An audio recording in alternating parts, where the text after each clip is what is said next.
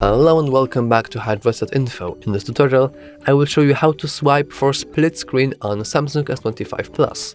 Let's begin. So first, we obviously want to open an application that we want to open in split screen. For me, it's settings, as I really like the settings. And the gesture here is simply by pressing two fingers on the bottom and swiping up.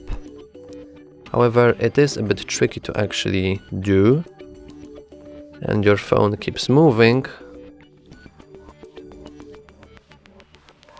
and you have to actually swipe from the bottom to the middle. And as you can see, we now have a split up screen.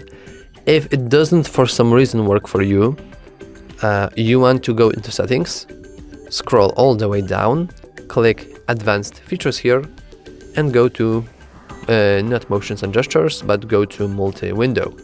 And here you have an option to swipe for split screen. So if you have it disabled, it simply won't work for you.